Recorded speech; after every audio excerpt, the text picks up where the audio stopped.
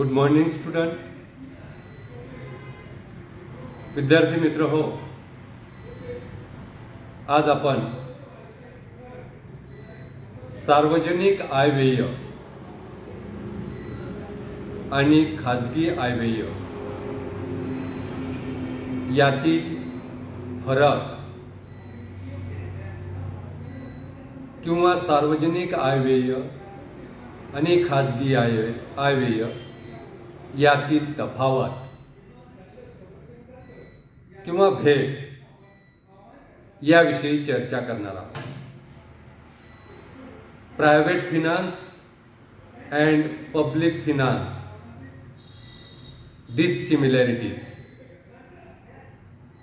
dissimilarities between private finance and public finance. विद्यार्थी मित्र हो, मागच्या तासामध्ये आपण खाजगी आयव्यय आणि सार्वजनिक आयव्यय यातील साम्य काय आहे, यातील समानता काय आहे याविषयी चर्चा केली.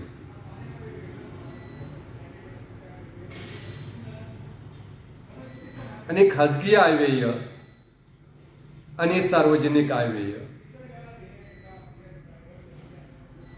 यामधील समानता दर्शविणारे प्रमुख 6 घटक आपण पाहिले होते.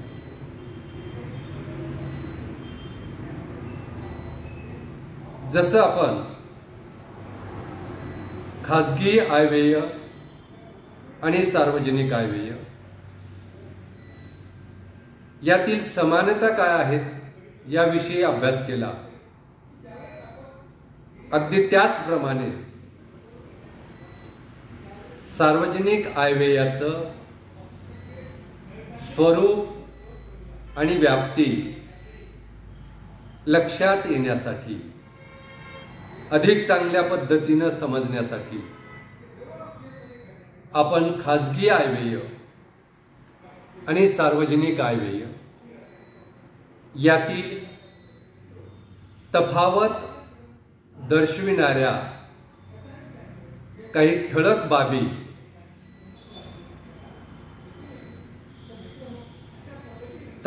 दर्शविणारे काही ठळक मुद्दे त्याबद्दल आपण या ठिकाणी आजच्या तासामध्ये चर्चा करणार. कारण सार्वजनिक आयव्यय आणि खाजगी आयव्यय यामध्ये काही बाबतीत समानता जरी असली तरी काही बाबतीत सार्वजनिक आयव्यय आणि खाजगी आयव्यय यामध्ये भिन्नता देखील आहे, भेद देखील आहे, तफावत देखील आहे, फरक देखील.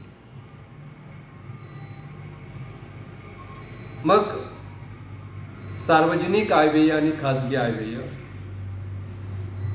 यामध्ये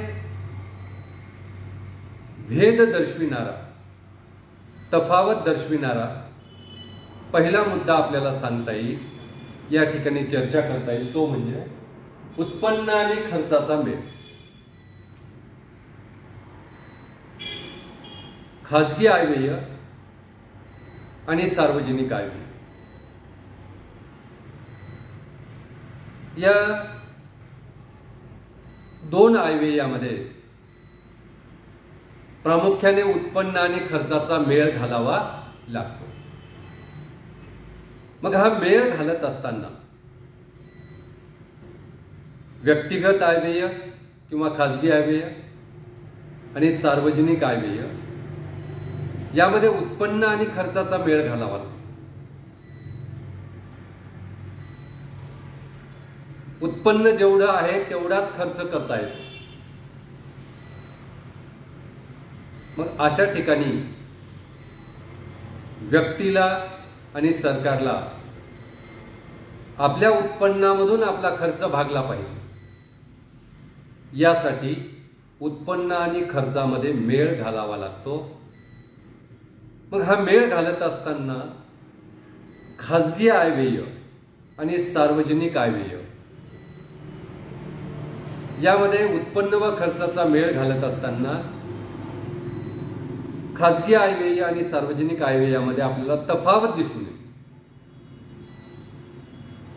काय तफावत दिसून येते?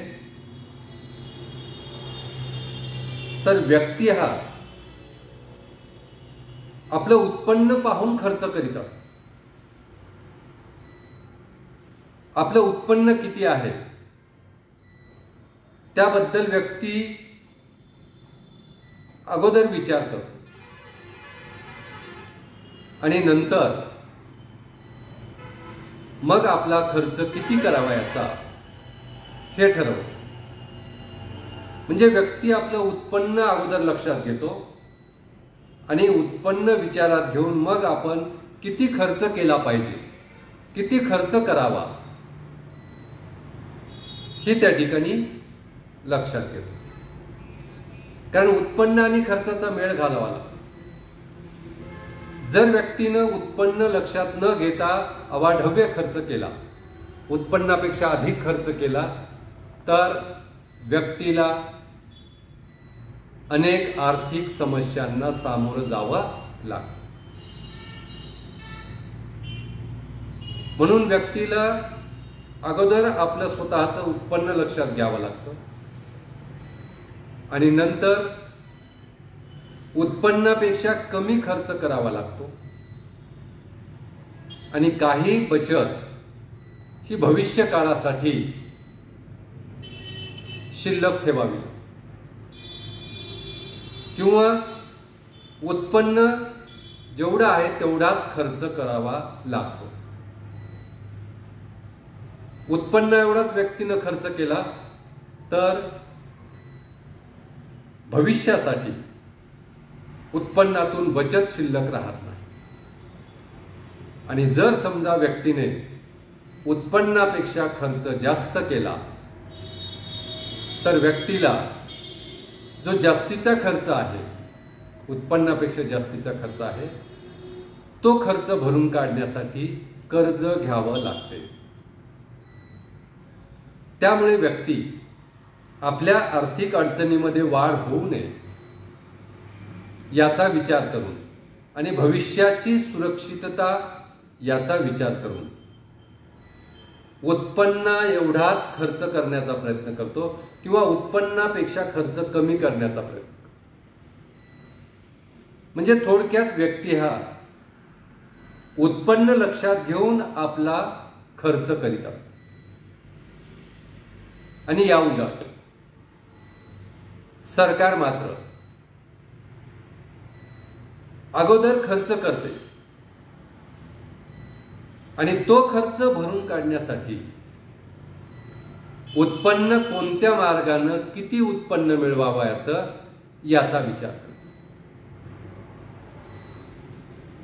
म्हणजे सरकार अगोदर विविध बाबीवर खर्च करते, कारण सरकारवरील जबाबदाऱ्या वाढल्या आहेत आणि दिवसेंदिवस त्या वाढत आहेत. आणि त्या जबाबदाऱ्या पार पाडताना सरकार अगोदर खर्च करते आणि खर्च किती झाला किंवा खर्च किती होणार याचा विचार करून मग त्या खर्चा एवढं उत्पन्न कशा पद्धतीनं प्राप्त करायचं, उत्पन्न मिळविण्याचे सरकारचे जे विविध साधनं आहेत त्या साधनाचा वापर करून, त्या साधनाचा पर्याप्त उपयोग करून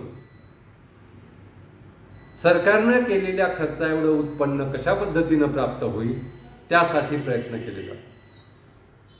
म्हणजे सरकार अगोदर खर्च करते आणि नंतर उत्पन्न त्या खर्चा एवढं मिळविण्याचा प्रयत्न.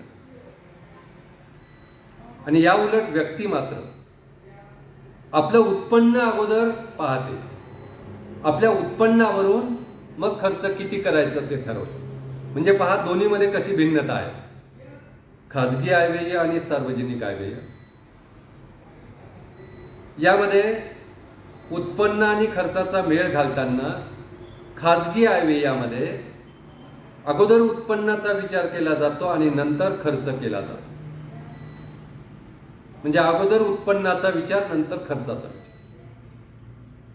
खर्च पाहून उत्पन्न पाहून खर्च केला आणि या उलट सार्वजनिक आयव्ययामध्ये मात्र अगोदर खर्च केला जातो आणि नंतर खर्चा एवढं उत्पन्न प्राप्त करण्याचा प्रयत्न केला। मग अशा वेळेस अंतर्गत व बाह्य कर्ज काढून देखील उत्पन्न प्राप्त करण्याचा प्रयत्न केला जातो। म्हणजे थोडक्यात खाजगी आयव्यय आणि सार्वजनिक आयव्यय यामध्ये उत्पन्न आणि खर्चाचा मेळ घालताना जो फरक आपल्याला प्रामुख्याने दिसून येतो तो म्हणजे खाजगी आयव्ययामध्ये अगोदर उत्पन्नाचा विचार केला जातो, नंतर खर्च केला जातो आणि सार्वजनिक आयव्ययामध्ये अगोदर खर्च केला जातो, नंतर त्या खर्चा एवढं उत्पन्न मिळविण्याचा प्रयत्न केला। हा सार्वजनिक आयव्यय आणि खाजगी आयव्यय यातील उत्पन्न व खर्चाचा मेळ घालताना जो फरक दिसून येतो तो फरक आपण या ठिकाणी पाहिला। परंतु हा फरक नेहमीच खरा ठरेल असं नाही। उत्पन्न व खर्चाचा मेळ घालताना खाजगी आयव्यय आणि सार्वजनिक आयव्यय यामध्ये जो आपल्याला फरक दिसून आला तो फरक नेहमीच दिसून येईल असं नाही। अनेक वेळा उत्पन्न व खर्चाचा मेळ घालताना खाजगी आयव्यय आणि सार्वजनिक आयव्यय यामध्ये समानता देखील आपल्याला दिसून येऊ शकते। जसं व्यक्ती उत्पन्न किती मिळणार आहे हे पाहतो आणि खर्च करतो, तसंच सरकार सुद्धा खर्च किती होणार आहे हे पाहून उत्पन्न मिळवतं आणि अनेक वेळा व्यक्ती सुद्धा अगोदर खर्च करून टाकतो, नंतर उत्पन्न मिळविण्याचा प्रयत्न। तसं सरकार सुद्धा अगोदर उत्पन्न किती मिळणार आहे ते लक्षात घेऊन त्या ठिकाणी विविध बाबीवर किती खर्च करावा याचा अंदाज घेऊ शकते। म्हणून उत्पन्न व खर्चाचा मेळ घालताना जो खाजगी आयव्यय आहे आणि सार्वजनिक आयव्यय आहे यामध्ये नेहमीच हा फरक दिसून येईल असं नाही। तर हा झाला खाजगी आयव्यय आणि सार्वजनिक आयव्यय यामधील भिन्नता दर्शविणारा पहिला मुद्दा उत्पन्न व खर्चाचा मेळ याबाबत। आता आपण खाजगी आयव्यय आणि सार्वजनिक आयव्यय यामधील फरक दर्शविणारा दुसरा महत्त्वाचा मुद्दा पाहूया, दुसरी महत्त्वाची बाब पाहूया, ती म्हणजे उत्पन्नाच्या साधनामधील फरक। उत्पन्नाच्या साधनातील फरक।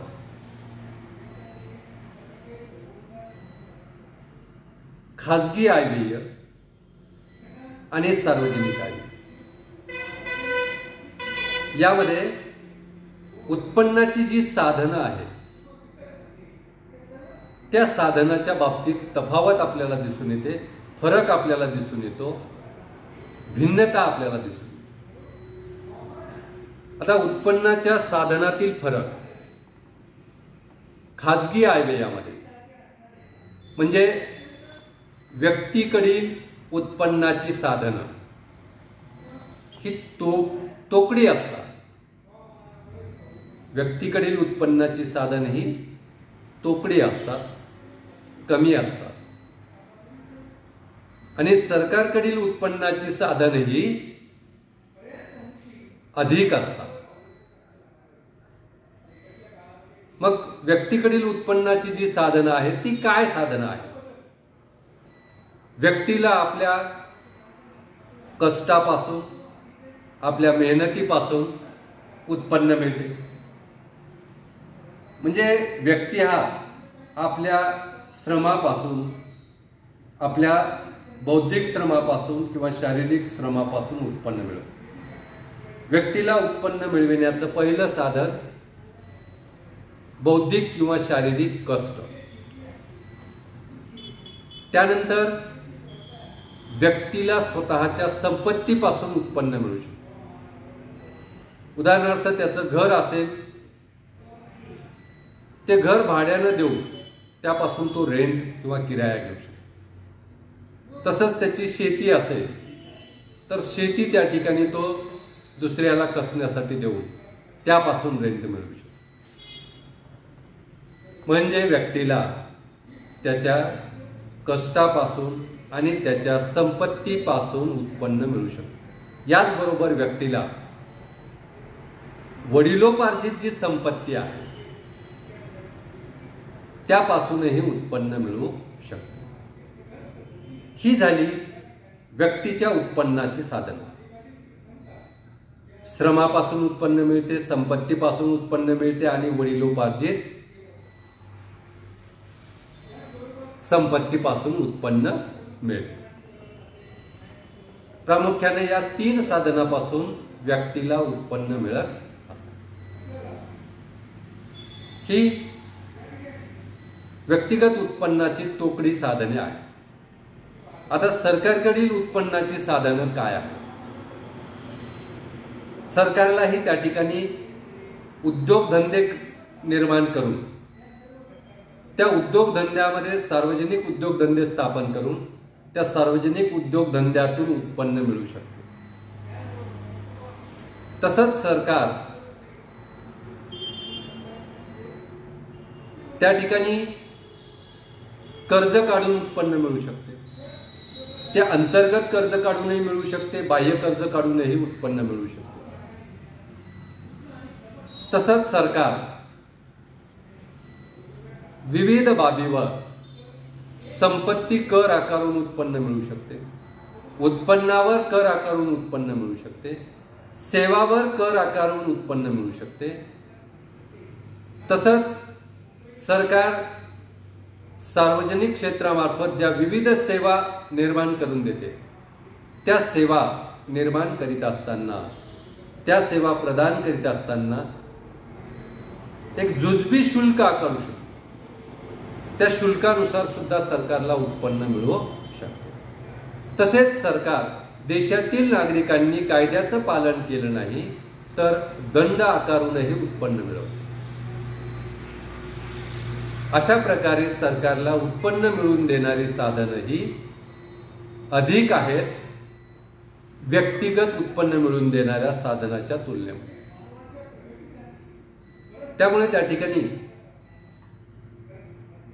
खाजगी आयव्ययाची उत्पन्नाची साधनं आणि सार्वजनिक आयव्ययातील उत्पन्नाची साधनं यामध्ये फरक आहे.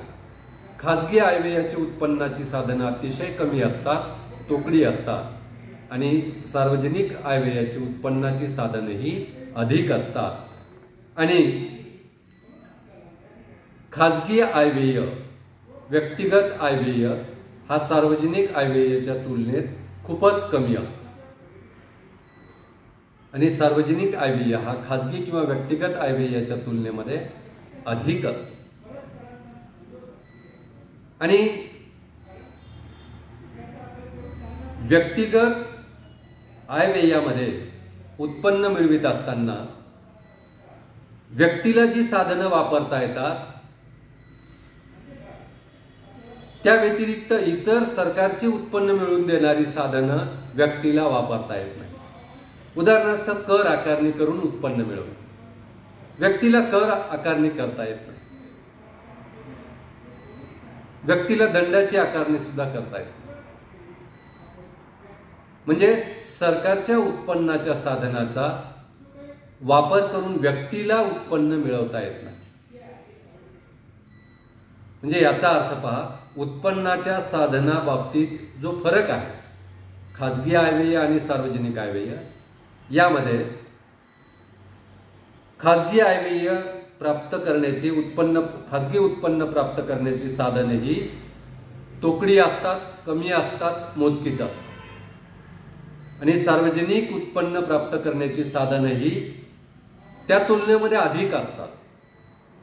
आणि सार्वजनिक उत्पन्न प्राप्त करताना जी साधनं वापरली जातात ती साधनं व्यक्तिगत किंवा खाजगी आयव्यय प्राप्त करताना वापरता येत नाही. म्हणून त्या ठिकाणी उत्पन्नाच्या साधनाबाबत खाजगी आयव्यय आणि सार्वजनिक आयव्यय यामध्ये आपल्याला तफावत दिसून येते. या ठिकाणी आपण थांबूया. धन्यवाद.